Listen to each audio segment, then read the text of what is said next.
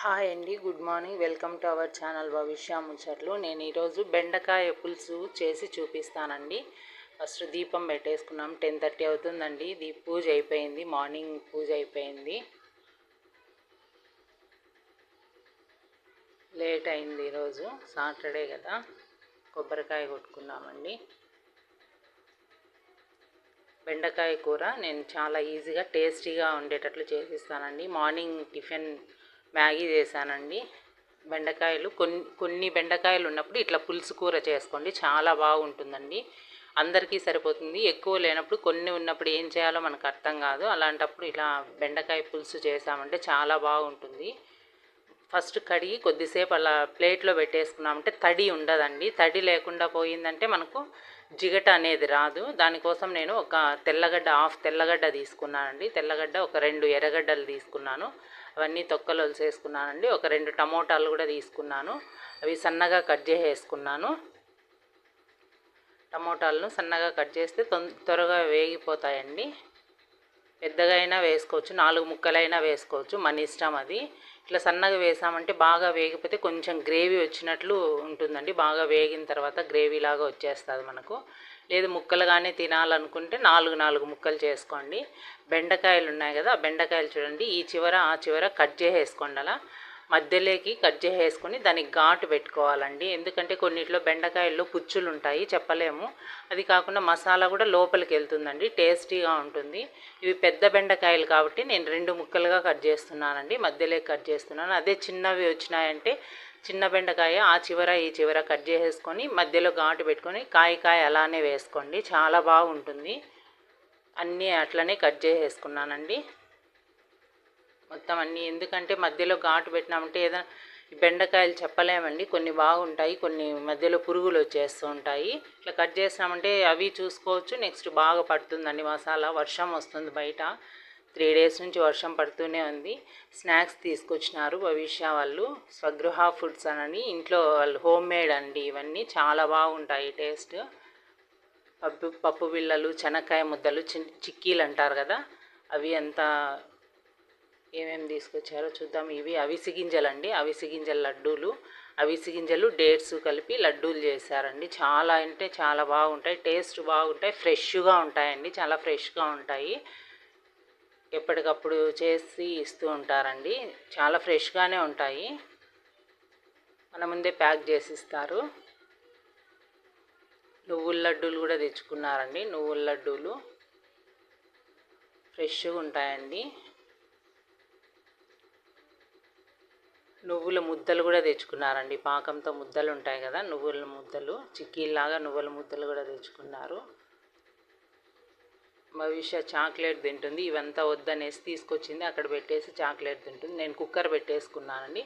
కుక్కర్లో 1 spoon oil వేసేసుకున్నాను. అది 1 స్పూన్ అంటే 2-3 స్పూన్స్ పడుతుందండి. ఆ గరిటెతో అంత ఆయిల్ వేసుకొని కింద కుక్కర్ అంతా స్ప్రెడ్ అయ్యేటట్లు అలా అనుకోండి. ఎందుకంటే మనం బెండకాయ వేపుకోవాలి కదా, దీంట్లో ఆయిల్ ఉండిందంటే మాడకుండా ఉంటాయి, బ్లాక్గా కాకుండా ఉంటాయండి.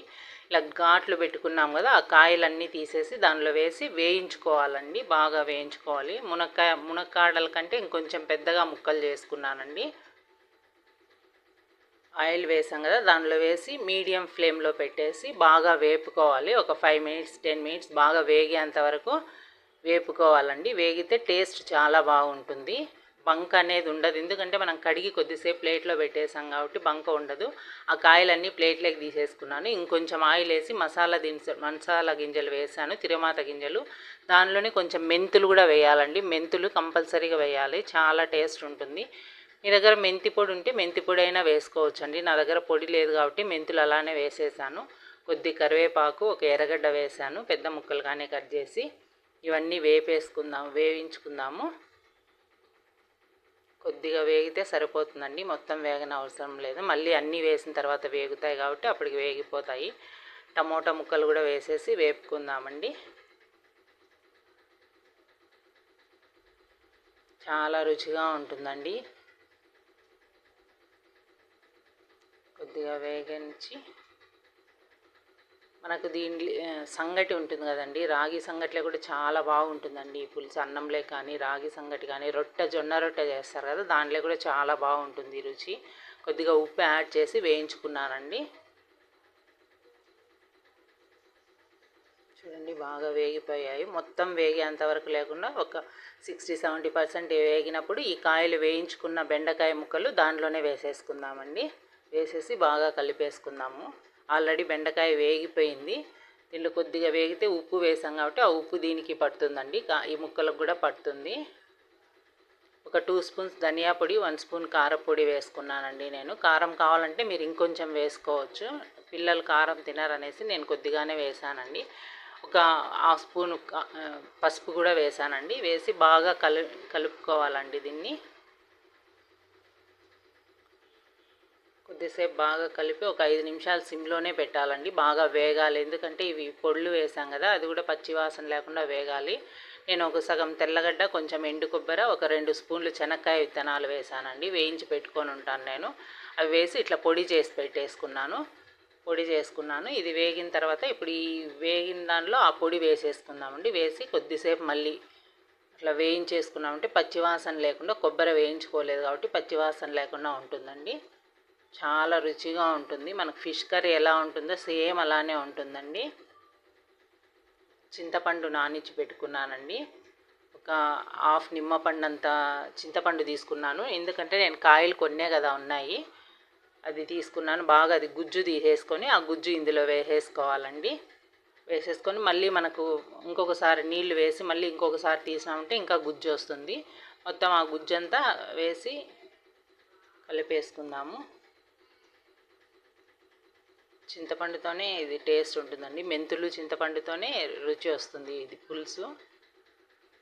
కొద్దిగా మిక్సీ వేసుకున్నాను కదా ఇంతకుముందు, ఆ మిక్సీ కూడా కడిగి ఆ మిక్సీలో వాటర్ కూడా వేసేస్తానండి. మళ్ళీ కొంచెం చింతపండులో నీళ్ళు వేసి అవి కూడా వేసేసాను. ఆ మిక్సీ జార్లో కూడా కొద్దిగా వాటర్ నీళ్ళు వేసేసి అవి కూడా వేసినాను. మీకు ముద్దగా ఉంటేనే కూర బాగుంటుందండి. మీకు ఇంకొంచెం లూజ్గా కావాలంటే ఇంకొంచెం నీళ్ళైనా యాడ్ చేసుకోవచ్చు. నేను ఇంకొంచెం వేసాను. కొద్దిగా కొత్తిమీర యాడ్ చేసుకొని కొద్దిసేపు కుతకుత ఉడికేంతవరకు ఉండిచ్చేసి మళ్ళీ వెయిట్ పెట్టి ఒక విజిల్ వస్తే సరిపోతుందండి. మీకు ఈ వీడియో నచ్చినట్లయితే లైక్ చేయండి, షేర్ చేయండి, సబ్స్క్రైబ్ చేయండి. వీడియో చూస్తున్నారు కానీ ఎవరు లైక్ చేయడం లేదండి, సబ్స్క్రైబ్ చేయడం లేదు. చూడండి ఎంత బాగా కుక్ అయిపోయిందో, చాలా బాగుంటుంది. ఒక 2 కాయలు వేసుకున్నా కూడా అన్నం అంతా తినేసేయచ్చండి. నంజుకోవడానికి కూడా ఇంకా వేరే అవసరం లేదు. చాలా బాగుంటుంది. ఖచ్చితంగా ఒకసారి ట్రై చేయండి. చూడండి అసలు బాగా ఉడికిపోయిందండి. చూడండి మనకు మునక్కాడల్లాగే అనిపిస్తుంది, కాకపోతే ఇది పులుసు పెట్టాం కాబట్టి డిఫరెంట్ టేస్ట్ ఉంటుంది. ప్లీజ్ సబ్స్క్రైబ్ అండి.